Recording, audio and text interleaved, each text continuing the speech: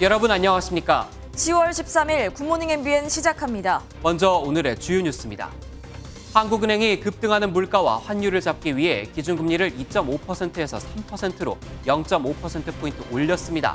사상 첫 5차례 연속 인상으로 2012년 이후 10년 만에 3%를 기록했고 다음 달 미국이 0.75%포인트를 인상하면 우리 금리도 3.5%까지 올라갈 수 있다는 전망이 나옵니다. 북한이 어제 장거리 전략 순항 미사일 2발을 시험 발사했다고 노동당 기관지인 노동신문이 보도했습니다. 신문은 김정은 당 총비서가 이번 시험 발사를 현장에서 지휘하고 결과에 대만족했다고 전했습니다.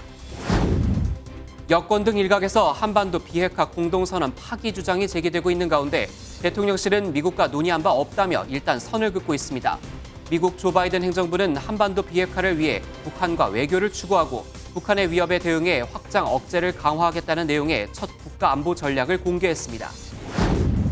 우크라이나 영토에 대한 러시아의 불법적 병합 시도를 규탄하는 결의안이 유엔 총회에서 압도적인 찬성으로 채택됐습니다. 결의안에는 러시아가 우크라이나 4개 지역에서 실시한 주민투표를 국제법상 효력이 없는 불법 행위로 규정하고 침공한 러시아군의 철수 요구도 담겼습니다. 한국거래소가 전직 경영진의 횡령 배임으로 주식 거래가 정지됐던 신라젠의 상장을 유지하기로 결정했습니다.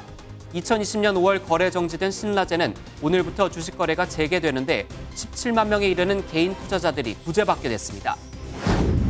오늘은 서울의 아침 기온이 11도로 어제보다 4도가량 높고 낮 기온도 23도까지 올라 이맘때 가을 날씨가 이어지겠습니다.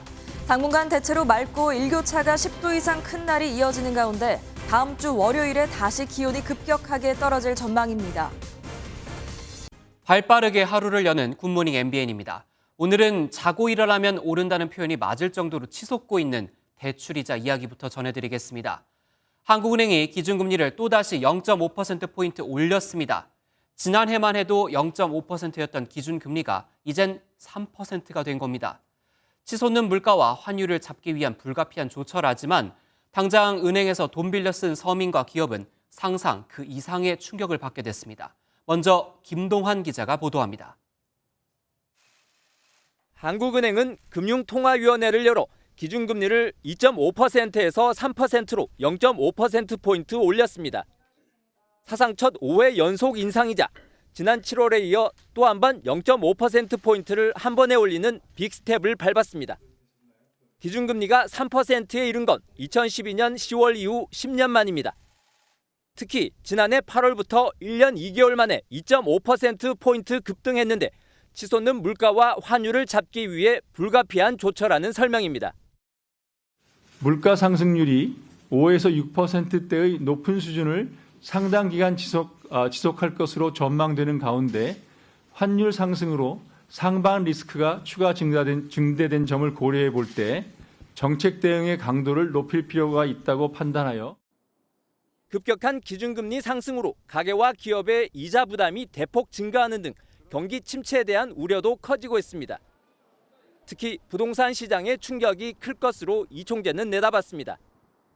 이번 추가적인 50bp 인상이 경제 성장률을 한 0.1% 전후로 낮출 거로 생각하고 있고 이자 부담은 가계와 기업을 합했을 때 12.2조 정도가 늘어날 것으로 보고 이번 인상으로 미국과 금리 차는 0.25%로 좁혀졌지만 미국이 연말까지 2번 더 0.5%포인트 이상 금리 인상을 예고한 터라 우리도 추가로 금리 인상에 나설 것으로 보입니다. 내년 초까지 최종 기준금리가 3.5%에 도달하면 시중금리는 10% 선까지 오를 것으로 예상됩니다. MBN 뉴스 김동환입니다.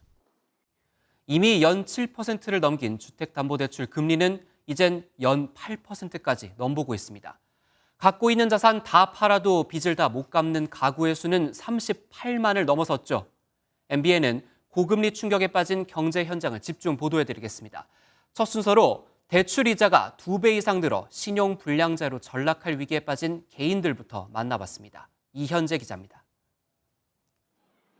지난해 2%대 금리로 신용대출을 받아 주식 투자를 시작한 30대 직장인 이모 씨는 최근 대출 이자를 낼 때가 되면 눈앞이 캄캄합니다.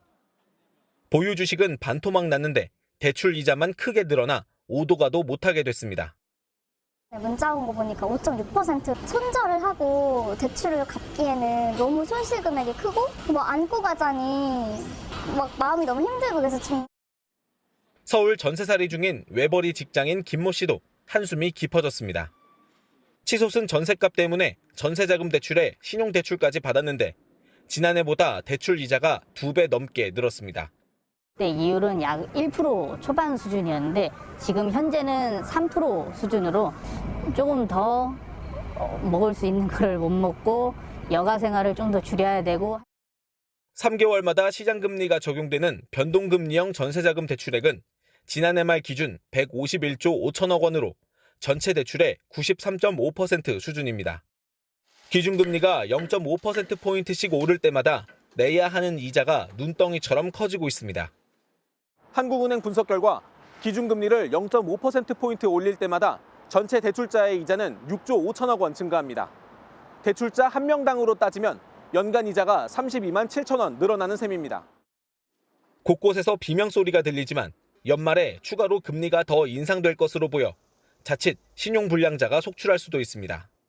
물가 상승률이 생각보다 좀 많이 안 내려갈 경우, 극단적인 경우 물가 상승률이 더 올라간다든가 이럴 경우에는 11월 달에도 빅스텝할 가능성이 높고 자산보다 빚이 많아 집까지 팔아도 다 갚을 수 없는 고위험 가구 수는 38만여 가구로 코로나19 전보다 5천 가구 늘었습니다. 고금리 쇼크가 덮친 금융 취약계층을 위한 특단의 대책 마련이 시급하다는 지적이 나오고 있습니다. MB 뉴스 이현재입니다. 금리 인상의 충격파는 부동산 시장에도 고스란히 나타났습니다. 지금도 거의 거래가 끊겼는데 이제는 아예 빙하기가 올 정도입니다. 규제를 풀어도 시장이 반응하지 않는 데다 금리까지 연이어 오르면서 매수세는 더욱 위축되고 매물은 쏟아질 거란 전망이 지배적입니다. 김경기 기자입니다. 2,000가구 규모 세종시의 한 아파트촌. 비교적 거래가 많은 중소형으로만 구성된 단지들이지만 지난 6월 이후 부동산 중개업소를 통한 거래는 한 건도 없었습니다. 정부가 지난달 말 세종시를 투기지역과 투기과열지구에서 해제해도 마찬가지입니다. 금매도 소진이 안 돼. 그런데도 안 나가요. 사람들이 자꾸 떨어진다 하니까 더. 상황은 전국적으로 비슷해 서울 아파트 거래량은 올해 8월까지 채 10,000건이 안 되는 등 작년의 4분의 1 수준으로 급감했습니다. 연이은 금리 인상에 수요자들이 자취를 감춰 이른바 급금매도 안 팔리는 겁니다. 지금도 거래 침체가 심각한데 한국은행의 빅스텝까지 더해지면서 부동산 시장은 겨울이 오기도 전에 꽁꽁 얼어붙을 전망입니다. 특히 다주택자 양도소득세 중과 유예 기간 안에 매도하려는 집주인이 늘면서 가격 하락폭이 더 가팔라질 것으로 예상됩니다. 또한 대출 이자와 세부담을 피하기 위해 연말부터 내년 상반기까지 급매물이 늘어날 가능성이 높습니다. 전세 역시 높아진 이자 부담에 월세로 돌아서는 수요자들이 증가하면서 역전세난이 심화하는 부작용도 우려됩니다. MBN 뉴스 김경입니다. 인플레이션을 잡기 위한 미국 연방준비제도의 고강도 통화 긴축에도 미국의 물가지표가 또다시 예상치를 넘어섰습니다. 미 노동부는 현지 시간으로 12일 9월 생산자 물가지수가 전년 같은 달보다 8.5% 올랐다고 밝혔습니다. 전월 대비 생산자 물가지수 상승률은 7월 마이너스 0.4%, 8월 마이너스 0.2%로 2달 연속 하락한 후 3개월 만에 다시 상승세로 돌아섰습니다. 지난주 미국 정부가 기업들이 중국의 반도체 장비를 수출하는 걸 규제하겠다는 조치를 발표하면서 중국에 생산 공장을 둔 우리 기업들의 피해가 우려된다는 목소리가 나왔죠. 그런데 미국이 삼성전자와 SK하이닉스에 대해서는 이 조치를 1년 유예하기로 결정했습니다. 서영수 기자입니다. 지난주 미국 상무부는 기업들이 중국에 첨단 반도체 제조 장비를 수출할 경우 까다로운 정부 허가를 받게 하는 조치를 발표했습니다. The United States has to lead the world in producing these advanced chips.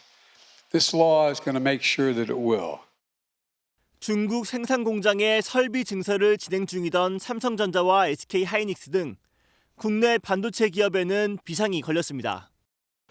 수입할 때마다 승인을 받아야 하면 절차가 지연되고 생산 차질도 불가피할 것으로 봤기 때문입니다.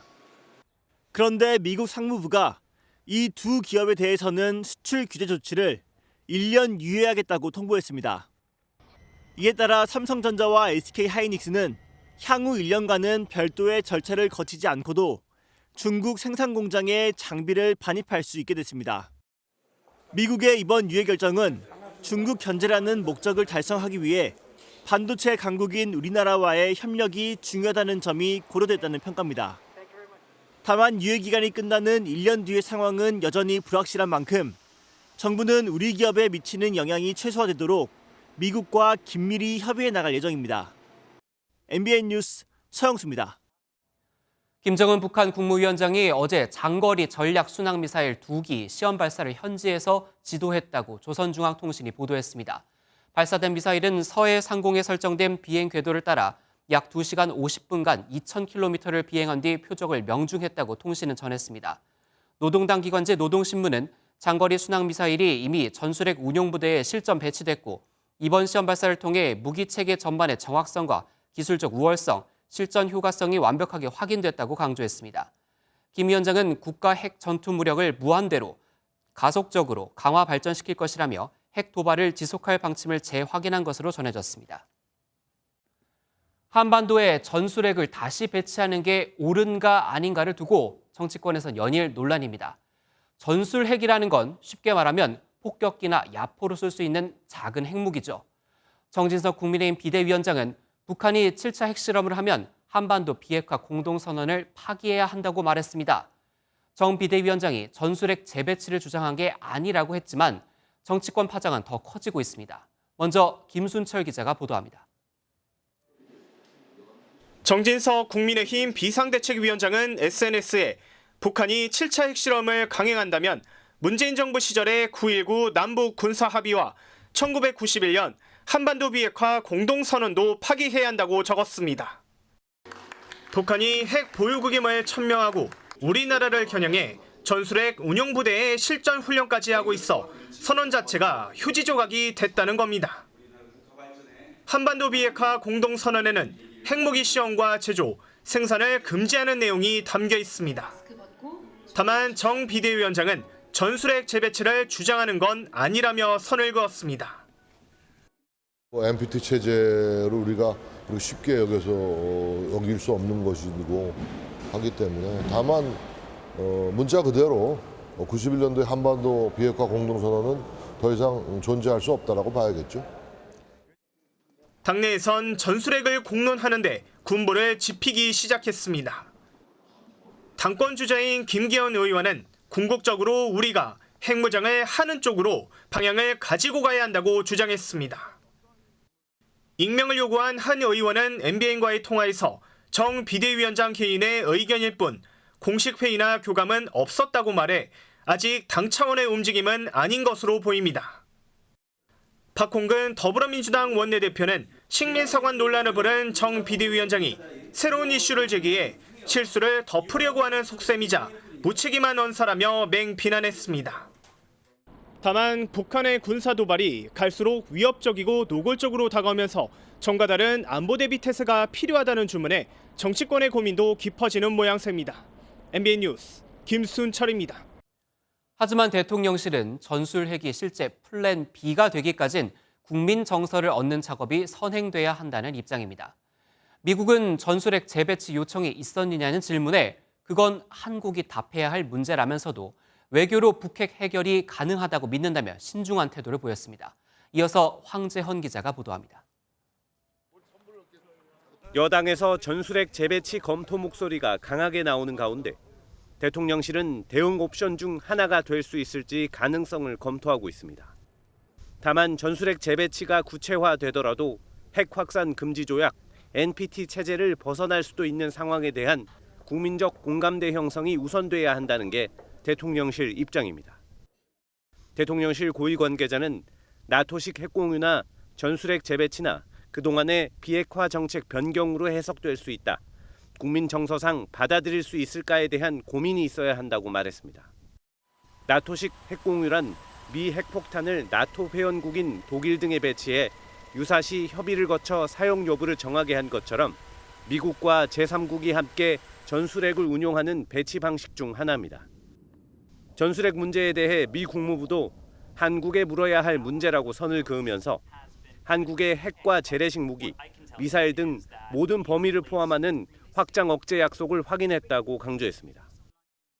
On doing everything we can to ensure that our commitments to defense and to deterrence when it comes to our treaty allies, including the ROK in this case. 존 커비 백악관 국가안보회의 전략소통조정관 역시 북핵 문제는 외교로 해결 가능하다고 믿는다며 목표는 한반도의 완전하고 검증 가능한 비핵화라고 신중한 모습을 보였습니다. 이런 가운데 김성 주 유엔 북한 대사는 유엔본부 연설에서 미국이 핵 우산 공급을 자제하고 연합훈련을 중단해야 한다며 한미의 대응 강화 움직임을 견제했습니다. MBN 뉴스 황지연입니다. 미국 바이든 행정부가 한반도 비핵화를 위해 북한과 외교를 추구하고 북한의 위협에 대응해 확장 억제를 강화하겠다고 밝혔습니다.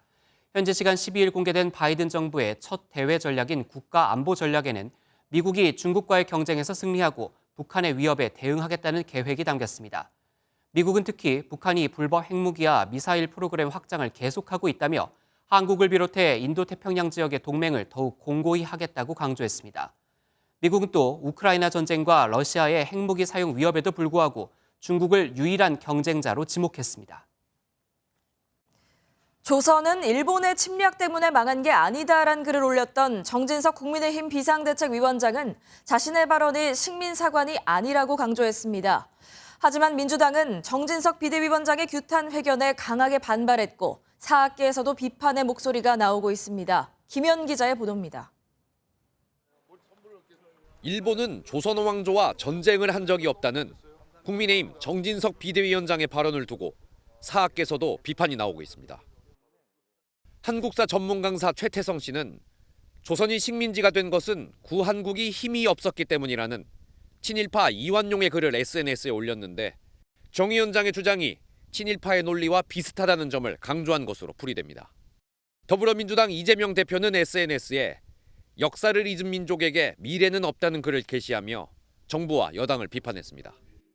그 무력 지배의 과거에 대해서 반성하거나 사과하지 않고 독도를 자기 땅이라고 우기면서 한미일 합동군사훈련에 대해서는 진지한 성찰과 반성이 있어야 된다.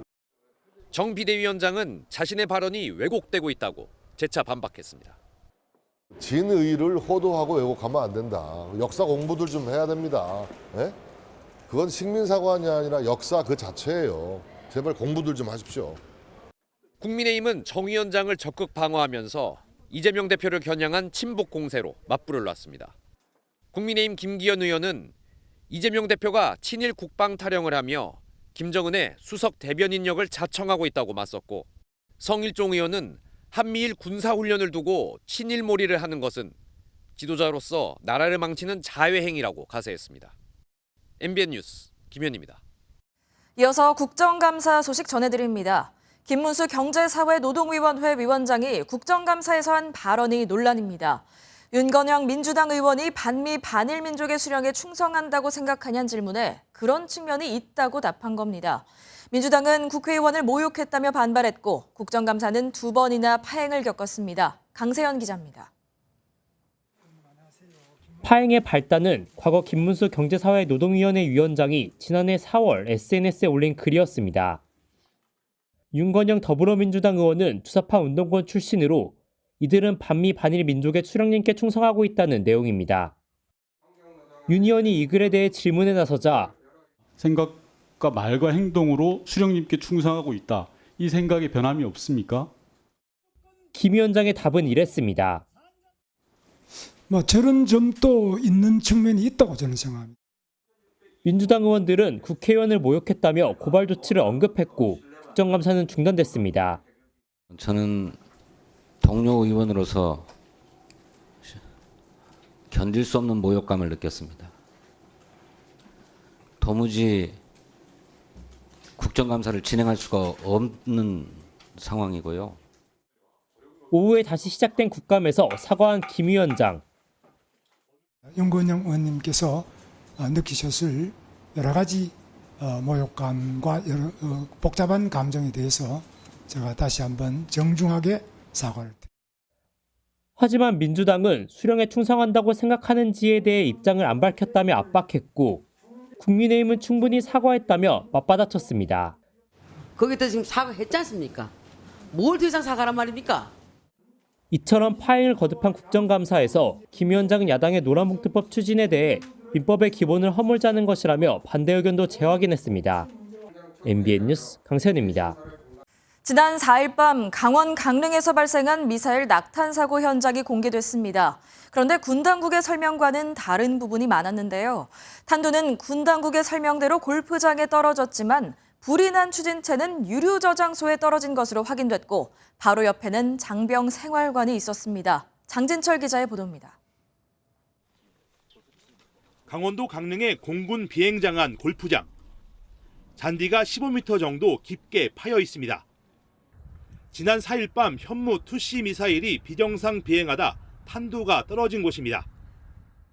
1시간 이내 이후에는 안전이 확보된다라고 판단을 했고 그 이후에 사격할 수 있도록 그런 경우는 현무 미사일 탄두가 떨어진 지점입니다. 이 지점에서 반경 300m 안에 병영 생활관과 대형 유류 저장고가 있는 것으로 확인됐습니다. 낙타는 여기서 끝나지 않았습니다. 발사 지점에서 1km 정도 뒤로 날아와 골프장 페어웨이에 떨어진 뒤에 탄두와 추진체가 분리됐고 추진체는 400m 정도 더 튕기듯 날아갔습니다. 그런데 떨어져 불이 난 지점이 대형 유류 저장 시설 안으로 확인됐습니다. 그곳에서 100여 미터 거리에는 장병 생활관이 있었고 민가와도 700m밖에 떨어지지 않았습니다. 군 당국은 유류 저장 시설은 전시 상황에 폭탄 투하에 대비해 흙과 잔디로 덮어져 있어 폭발 위험은 없다고 해명했습니다. 이날 진상조사에 나선 민주당 소속 국회 국방위원들은 정부가 사고를 은폐했다고 강하게 질타하며 끝까지 진실을 규명하겠다고 밝혔습니다. 지난 7일 민주당 소속 국방위원들이 진상조사를 하겠다며 방문했지만 출입을 막아 들어가지 못했는데 다음 날인 8일 골프장이 운영을 재개한 사실도 확인됐습니다. MBN 뉴스 장진철입니다. 앞서 유병호 사무총장과 이관섭 대통령실 국정기획수석이 나눈 문자를 놓고 대통령실과 감사원에 연루 의혹을 제기한 더불어민주당이 고위공직자 범죄수사처에 유병호 감사원 사무총장 등을 고발했습니다. 감사원은 이르면 서해 공무원 피격 사건 감사가 끝나는 내일 중간 발표를 하겠다고 밝혔습니다. 보도에 김태림 기자입니다. 더불어민주당이 감사원 유병호 사무총장과 대통령실 이관섭 국정기획수석 등 총 5명을 고위공직자 범죄수사처에 고발했습니다. 직권남용, 개인정보보호법 위반 등의 혐의입니다. 민주당은 감사원의 비정상적인 실체가 국정감사를 통해 낱낱이 드러났다고 목소리를 높였습니다. 행정 권력을 흥신소처럼 남용하는 감사원의 행태에 기가 찹니다. 감사원법 위반, 민간인 사찰 의혹, 정치 탄압에 혈안이 된 감사원을 법의 심판대에 세우겠습니다. 친문계 전해철 의원은 지난 8일 문 전 대통령을 예방했을 때 유병호 총장 문자 논란 등을 보고하며 심각하다는 우려를 전했다고 말했습니다. 전 의원은 자신의 보고에 문 전 대통령도 알았다고 답했다고 말했는데 전 의원 발언 취지에 공감한 것으로 풀이됩니다. 국민의힘은 민주당의 고발에 대해 문재인 전 대통령부터 고발하라고 맞섰습니다. 청와대, 감사원 반복해서 인사교류를 하면서 사실 청와대와 감사원이 한 몸처럼 움직였던 것이 문재인 정부의 감사원과 청와대 아닙니까? 이런 가운데 감사원은 서해 공무원 피격 사건에 대한 실질감사가 종료되는 내일쯤 중간감사 결과 발표를 검토하고 있습니다. 감사원을 둘러싼 논란이 고발 사태로 확전된 가운데 중간 발표까지 예고되면서 정치권 공방이 더욱 격화될 전망입니다. MBN 뉴스 김태림입니다. 서울시에 대한 행정안전위원회 국정감사에서 오세훈 서울시장은 교통방송 TBS가 정치적으로 편향돼 있다는 점은 지적하면서도 서울시 지원 폐지안에 대해서는 찬성하지 않았습니다. 잠재적 대선 후보로 꼽히는 오 시장은 4선 시장이라는 기록을 넘어 5선에 도전하겠다는 뜻도 밝혀 향후 행보를 놓고 파장이 예상됩니다. 이동훈 기자입니다. 서울시에 대한 국회 행정안전위원회 국정감사에서 교통방송 TBS 지원 폐지 논란과 관련한 질문이 쏟아졌습니다. 시장님이 갖고 계신 소신과 의견, 앞으로 TBS를 어떻게 발전시켜 나갈 것인지 답변 부탁드리겠습니다. 오세훈 서울시장은 TBS의 정치적 편향성을 인정했습니다. 많이 편향돼 있죠. 특정 정당, 그중에서도 특정 계파 지지를 선언하는 사람이 대표적인 프로그램을 진행하고 있고요. 그런 그 속마음을 숨기지 않고 있습니다. 하지만 지난 7월 TBS 지원 폐지 조례안을 발의한 서울시 의회안은 입장이 다르다고 밝혔습니다. 외부의 압박보다는 TBS 내부 자정을 기대한다는 겁니다. 시의회는 폐지 조례안을 냈지만 저는 그러한 노조의 지금 움직임에 대해서 예의주시하고 있고요. 그런 관점에서 변화가 있기를 바라고 있습니다. 잠재적 대권 후보로 거론되는 오 시장에게 서울시장을 한 번 더 하겠느냐는 질문도 나왔습니다. 서울 시민들에게 약속한 것을 완성시키기 위해서 5선 시장에 도전할 용의가 있어요? 예, 그렇습니다. 반면 더불어민주당 이영석 의원은 국민 여론은 오 시장을 대선 후보로 많이 여기고 있다며 대선 후보 반열에 오르면 전체적인 국가 균형 발전에 대한 의지를 가져야 한다고 꼬집었습니다. 어제 행안위 국감을 마친 서울시는 내일 국토위 국감을 하루 더 받습니다. MBN 뉴스 이동훈입니다. 장혜선 앵커, 운전하다 교차로에서 우회전할 때 건너려는 사람이 있으면 멈춰야 될까요? 네, 이제 규정이 바뀌어서 차가 무조건 멈춰야 합니다. 규정 잘 몰랐던 분들 이번 뉴스 꼭 눈여겨보셔야 합니다. 경찰이 이 우회전 규정 단속을 시작했거든요. 몰랐더라도 적발되면 범칙금 6만 원입니다. 단속 첫날 현장 조윤지 기자가 다녀왔습니다. 승용차 한 대가 지나가고 사람이 건너가자 경찰이 차를 멈춰 세웁니다. 우회전 일시정지 규정을 어긴 겁니다. 도로교통법 27조 1항 횡단보도 보행자 통행 방해로 스티커 하나 발부하겠습니다. 범칙금 6만 원이고요. 벌점 10점 부과되겠습니다. 벌금 범칙금 내야 되는 거 알고 계셨어요? 까먹고 있었죠. 행사하는 줄 알았어요. 경찰이 어제부터 우회전 일시정지 위반 차량에 대해 단속에 들어갔습니다. 경찰청은 오후 3시 기준으로 적발된 사례가 전국에서 70여 건에 이른다고 밝혔습니다. 이제부턴 보행자가 있는데도 횡단보도 앞에서 멈추지 않다 적발되면 범칙금과 함께 벌점 10점이 부과됩니다. 교차로에서 우회전하려는 차량은 횡단보도 보행 신호와 무관하게 건너는 사람이 있을 때뿐만 아니라 건너려는 사람이 있다면 무조건 일시 정지해야 합니다. 만약 손을 들어 차량에 건너가겠다는 의사를 표시했다면 건너가려는 사람으로 간주됩니다. 다만 사람이 없을 땐 보행 신호와 상관없이 서행하면서 지나갈 수 있습니다. 경찰은 보행자가 의사 표시를 명확하게 한 경우에 단속 대상이 된다고 설명했습니다. 사고 위험이 있다든가 그런 상황이 발생했을 때 명백한 차이성을 저는 단속하고 있습니다. 한 발을 디딜 때, 당연히 움직일 때는 정지를 해야죠. 하지만 운전자들 사이에선 보행자가 건너려고 하는지 헷갈릴 수 있다며 한동안 단속 실랑이가 벌어질 것으로 보입니다. MBN 뉴스 조윤지입니다. 돈다발을 자랑하는 유튜버 집을 털려던 40대 남성 2명이 경찰에 붙잡혔습니다. 훔친 번호판까지 달고 범행 장소로 갔는데 번지수를 잘못 짚어 엉뚱한 집 방범창을 뜯다 덜미를 잡혔습니다. 박상호 기자입니다. 검은색 차량이 아파트 단지로 들어옵니다. 주차장 끝에 차를 세운 운전자는 한참 뒤 차에서 내립니다. 그리고는 베란다 창가 쪽으로 걸어갑니다. 잠시 뒤 다시 나타난 남성은 차를 타고 급히 아파트를 빠져나갑니다. 40대 남성이 도둑질을 하려고 아파트 방범창을 뜯다가 집주인의 비명을 듣고 달아났습니다. 차가 쿵 소리 나와요. 이만큼 열었어요. 야! 바로 도망가세요. 이 남성이 노린 건 한 유튜버의 집이었습니다. 돈다발을 자랑하는 영상을 보고 직접 집까지 찾아갔지만 번지수를 잘못 짚었습니다. 이 남성은 경찰 추적을 따돌리려고 다른 차량 번호판을 훔쳐 자기 차에 바꿔다는 등 치밀하게 범행을 준비했지만 정작 찾아간 곳은 엉뚱한 사람의 집이었습니다. 되게 불안하죠. 되게 진짜 무서운 사람이 많구나. 아마 앞전에 있는 그걸 다 치우고 해야 될 것 같아요. 이 남성은 빚 때문에 범행을 저질렀다고 진술했습니다. 자신의 이제 재력을 과시하거나 개인 정보가 이제 누출되는 그런 영상들을 이렇게 많이 내보내고 있는데 범죄 표적이 될 수 있으니까. 경찰은 40대 남성을 특수절도 미수 등의 혐의로 구속하고 다른 차 번호판을 함께 훔친 공범도 검찰에 넘겼습니다. MBN 뉴스 박상호입니다. 술을 마시고 남의 차를 몰다 체포된 가수 신혜성 씨가 거짓말 논란에까지 휩싸였습니다. 처음엔 식당 직원에게 받은 열쇠로 차를 몰았다고 하더니 이젠 차에 열쇠가 꽂혀 있어서 운전을 하게 됐다고 말을 바꿨거든요. 차 종을 살펴봐도 남의 차와 헛갈리기엔 너무 다릅니다. 이교욱 기자가 보도합니다.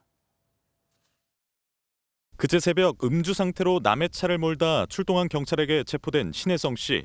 사건이 알려지자 신 씨의 소속사는 즉각 해명에 나섰습니다. 식당에서 주차를 대신해주는 직원이 신 씨에게 다른 사람 소유의 자동차 열쇠를 건넸다는 겁니다. 하지만 식당 직원 이야기는 달랐습니다. 그러니까 나는 퇴근했어.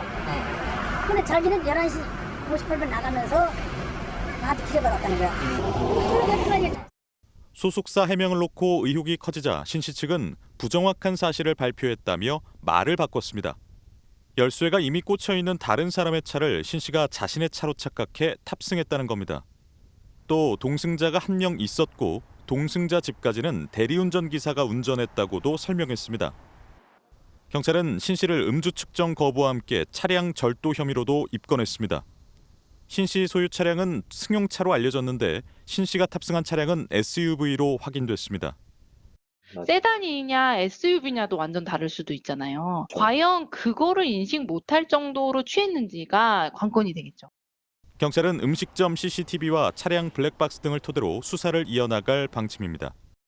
MBN 뉴스 이교욱입니다. 지난달 가스 배관을 타고 주택에 침입해 여자친구를 폭행했던 20대 남성에 대한 구속영장이 기각되면서 논란이 컸었죠. 아니나 다를까 이 남성 법원의 선처를 비웃듯 위치 추적 앱을 이용해 또다시 여성을 스토킹했고 이번엔 구속됐습니다. 강진우 기자가 보도합니다. 건장한 20대 남성이 경찰에 이끌려 법원으로 들어갑니다. 접근 금지 명령을 어기고 추가 스토킹을 한 혐의 등으로 또 구속영장이 신청됐기 때문입니다. 또다시 찾아갔던 이유가 좀 있을까요? 좋게 마무리 짓고 싶어서.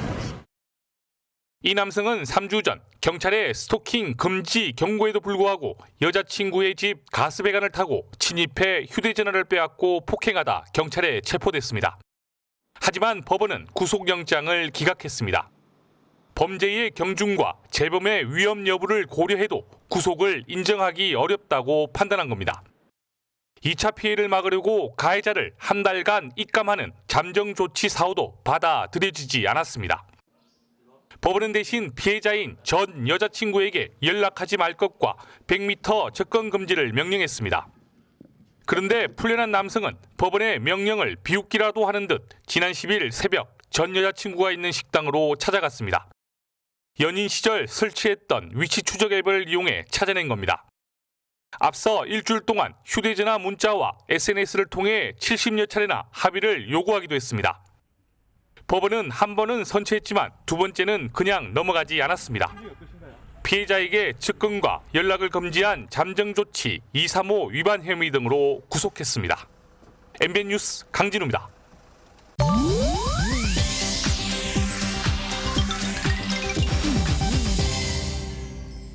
인터넷에선 어떤 소식들이 화제일까요? 인터넷 와글와글입니다. 그동안 응급실 진료를 받으려면 반드시 코로나19 검사를 받아야만 했는데요. 앞으로는 규정이 조금 바뀝니다.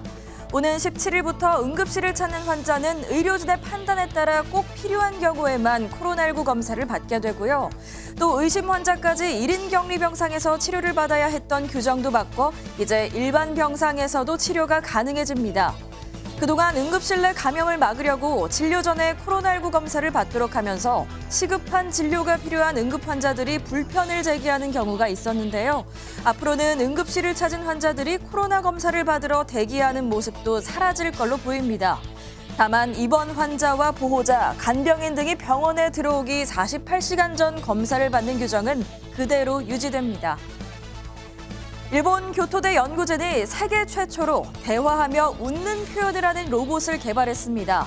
약 80건의 첫 만남 대화 사례를 분석해 개발한 건데요. 이 로봇은 상대방의 말이나 행동에 따라 웃는 반응을 할 수 있다고 합니다. 실제로 일본 취재진이 식당에서의 일화를 이야기하자 로봇이 웃음소리를 내고 고개를 끄덕이는 반응을 보였다는데요. 앞으로 돌봄 현장 등에서 활용할 수 있을 것으로 기대된다죠. 누리꾼들은 더 많은 대화 사례를 모아서 적용하면 훨씬 자연스러워질 것 같다. 소개팅 연습용으로 좋을 것 같다는 긍정적인 반응을 내놓기도 했지만 밤에 혼자 웃으면 무서울 것 같다. 불쾌한 골짜기의 공포라는 반응도 나왔습니다. 운전을 하다 갑자기 튀어나온 코뿔소와 부딪혔다면 잘못은 누구에게 있는 걸까요? 세계에서 가장 큰 코뿔소 서식지로 알려진 인도 아쌈주의 국립공원에서 실제로 벌어진 일인데요. 코뿔소 한 마리가 달리는 트럭을 향해 계속 다가오더니 기어이 부딪히고 맙니다. 그 충격으로 주저앉고 발이 미끄러지기도 했지만 숲속으로 무사히 돌아갔다는데요. 주지사가 해당 영상을 공개하며 트럭 운전자에게 벌금을 물렸다고 밝히자 온라인에서는 적절한 처분이었는지를 놓고 갑론을박이 일었습니다. 코뿔소가 갑자기 튀어나왔기 때문에 급브레이크도 소용없었을 것이라며 운전자를 옹호하는 입장과 트럭이 제한 속도보다 빨리 달렸으므로 벌금이 정당하다는 입장이 맞선 거죠. 벌금도 벌금이지만 코뿔소들이 또다시 다치지 않도록 도로 주변에 시설을 빨리 마련해야 하지 않을까요? 인터넷 와글와글이었습니다. 지금 현관문 열면 새벽에 온 택배 상자 있는 분들 많으시죠? 이렇게 새벽 배송된 택배 상자만 노려 훔치던 남성이 붙잡혔습니다. 경찰 추적을 피하려고 범행에 쓰인 자전거는 수차례 도색까지 했다고 합니다. 윤현지 기자가 취재했습니다. 검은 옷을 입고 모자를 눌러쓴 남성이 주머니에 손을 넣은 채 주변을 어슬렁거립니다. 택배 박스에 적힌 내용을 살펴보더니 주위를 살피며 상자를 들고 빌라 현관을 유유히 빠져나갑니다.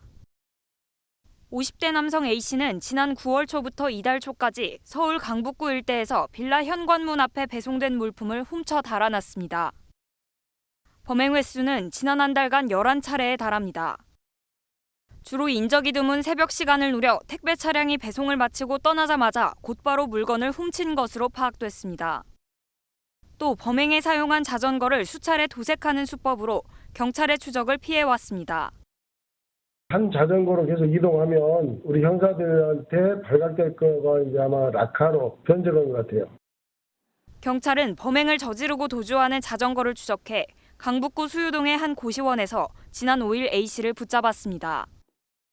경찰은 지난 7일 남성에 대해 구속영장을 발부받은 뒤 추가 범행이 있었는지 조사를 이어가고 있습니다. MBN 뉴스 윤현지입니다. 라임 자산운용 사태의 핵심 인물인 김봉현 전 스타모빌리티 회장의 구속영장이 기각됐습니다. 서울 남부지방법원은 사기 등 혐의로 구속영장이 청구된 김 전 회장의 영장심사 이후 구속할 사유와 상당성을 인정하기 어렵다고 밝혔습니다. 김 전 회장의 영장이 기각된 건 이번이 두 번째입니다. 전직 경영진의 횡령 배임 혐의로 거래가 정지됐던 바이오 기업 신라젠에 대해 상장 유지 결정이 내려졌습니다. 오늘부터 거래가 다시 시작되는데 2년 넘게 기다려온 17만 소액 주주들은 안도의 한숨을 내쉬었습니다. 박규원 기자가 보도합니다. 2016년 코스닥 시장에 상장한 바이오 기업 신라젠. 한때 항암 치료제 개발로 코스닥 시가총액 2위를 기록하기도 했습니다. 하지만 전 경영진의 횡령, 배임 혐의 등으로 지난 2020년 5월부터 주식 매매 거래가 정지됐습니다. 위법 소지 없어서 진행했다고 해명하셨는데 입장 그대로세요? 법원에서 말하겠습니다. 올해 초 한국거래소 기업심사위원회에서 상장 폐지 결정이 내려지기도 했지만 2심격인 코스닥 시장위원회는 어제 열린 심의에서 신라젠의 상장 유지를 최종 결정했다고 밝혔습니다. 거래소가 요구한 개발 제품군을 보완하고 연구 인력을 확충하는 등 개선 과제를 대부분 수행했다고 평가했습니다. 2년 5개월여 만인 오늘 거래가 재개되면서 17만 소액주주들은 안도의 한숨을 내쉬었습니다. 이성호 신라젠 행동주의 주주모임 대표는 거래소의 재개 결정을 진심으로 환영한다며 신라젠의 상장 주관사였던 DB금융투자의 공식 사과와 피해 보상을 요구했습니다. 한편 거래 재개 기대 심리로 신라젠의 최대 주주 M2N의 주가는 어제만 10% 넘게 오르기도 했습니다. MBN 뉴스 박규원입니다.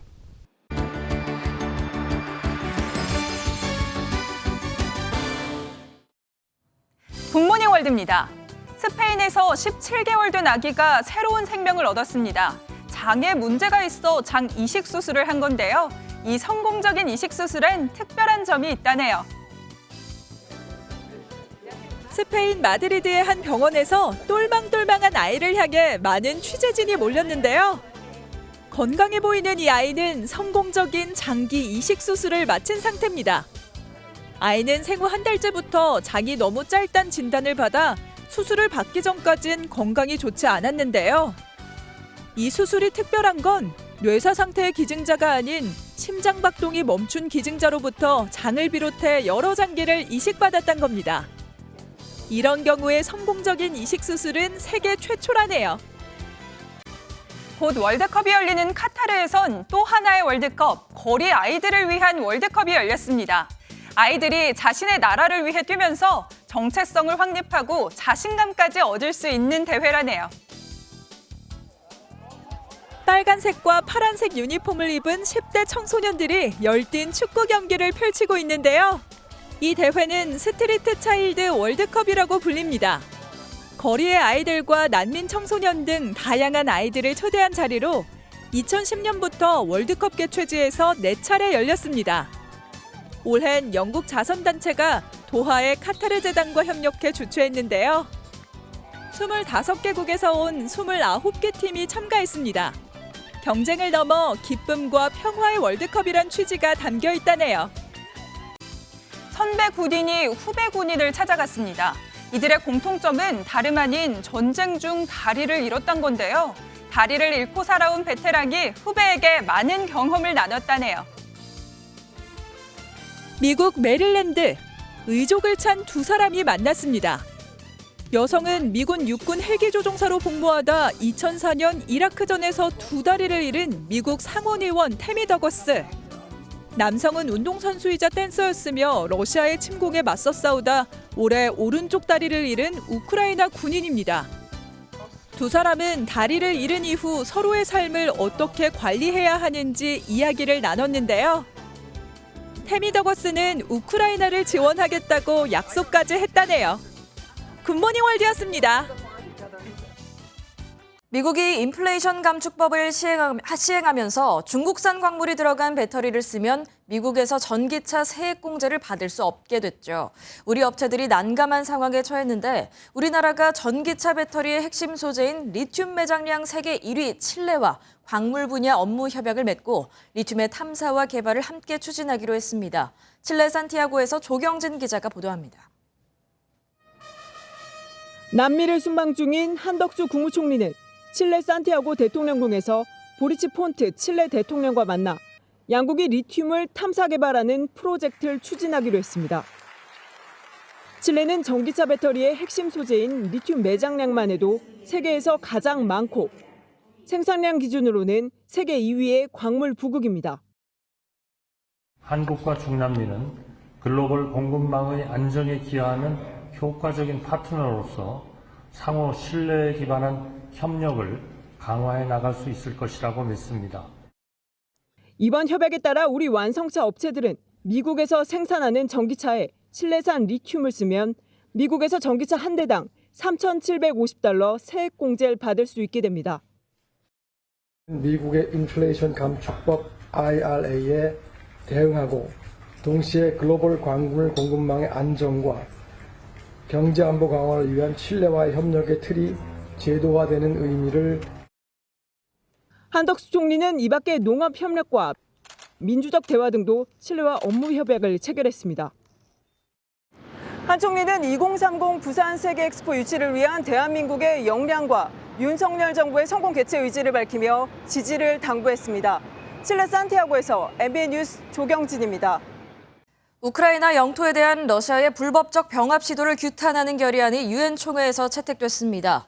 결의안은 러시아가 우크라이나의 4개 지역에서 실시한 주민 투표를 국제법상 효력이 없는 불법 행위로 규정하고 병합 선언도 인정하지 않는다는 내용을 포함하고 있습니다. 결의안은 찬성 143표, 반대 5표, 기권 35표로 압도적 가결됐는데 러시아와 북한 등이 반대했고 중국과 인도 등이 기권표를 던졌습니다.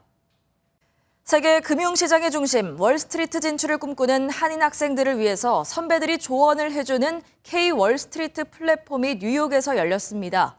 꿈을 먼저 이룬 멘토와의 귀중한 만남을 뉴욕에서 최중락 특파원이 전해드립니다.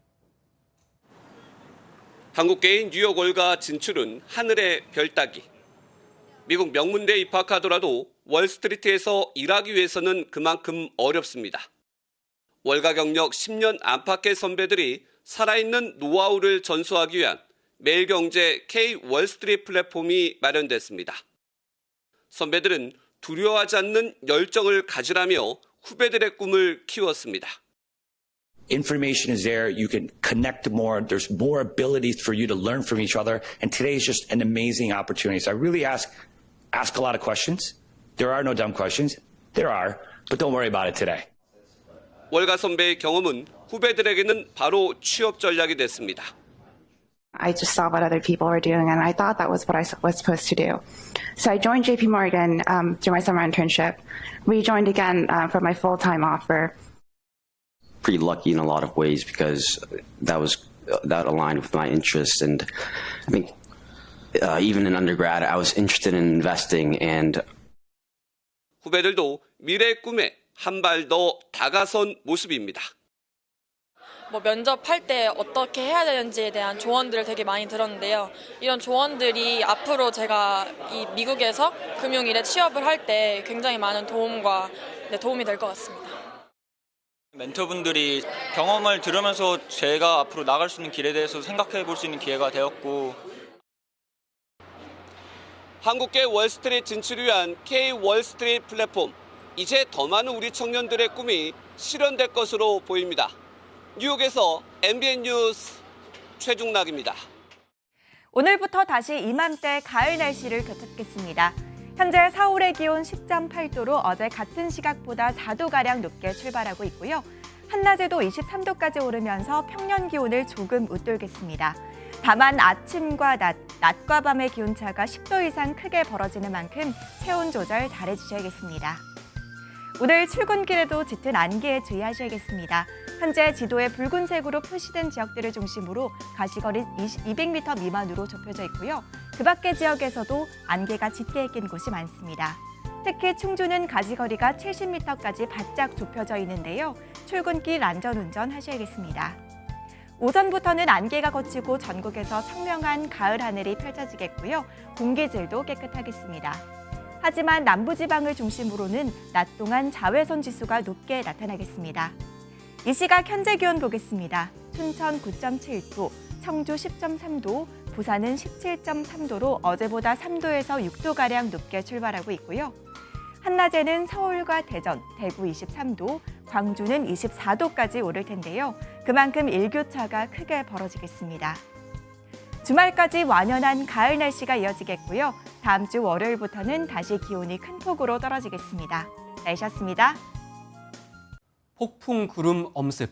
얼핏 들으면 날씨 예보 같지만 국제통화기금 IMF가 내년 세계 경제를 내다보며 한 말입니다. 전문가들은 저금리와 고정금리로 갈아타게 해주는 금융 지원을 적극 활용하고 빚을 내서 투자하는 건 자제하길 당부했습니다. 뉴스 마치겠습니다. 고맙습니다.